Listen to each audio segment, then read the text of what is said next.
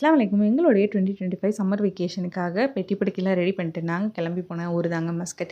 என்னுடைய அம்மா தான் 2 பேருமே அங்கே தான் இருக்காங்க. ஸோ ஒவ்வொரு வருஷமும் வெக்கேஷனுக்கு வாங்கன்னு சொல்லி கூப்பிடுறாங்க. ஆனால் ஏதாவது ஒரு காரணத்தினால தட்டி போயிட்டே இருந்தது.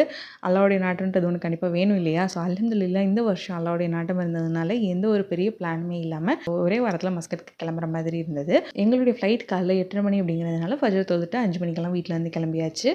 போர்டிங் இமிக்ரேஷன் எல்லாமே முடிச்சுட்டு நல்லபடியாக ஃப்ளைட்டும் ஏறிட்டோம். என்னுடைய ஹஸ்பண்ட் பசங்களுக்கு எல்லாருக்குமே இதுதான் ஃபஸ்ட்டு ஃப்ளைட் அப்படிங்கிறதுனால அவங்க ஒரு விதமான சந்தோஷத்தில் இருந்தாங்க.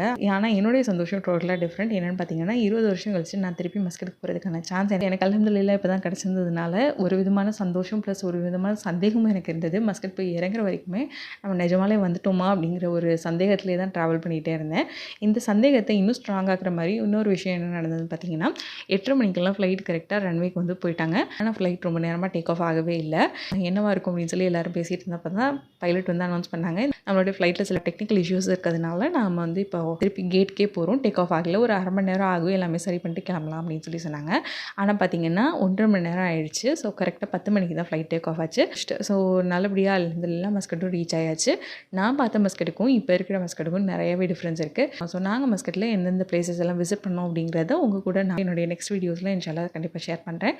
உங்களுக்கு என்னோட வீடியோஸ் பிடிச்சிருந்ததுன்னா கண்டிப்பாக லைக், ஷேர் அண்ட் சப்ஸ்கிரைப் பண்ணிக்கோங்க. நெக்ஸ்ட் வீடியோவில் மீட் பண்ணலாம். Take care, by.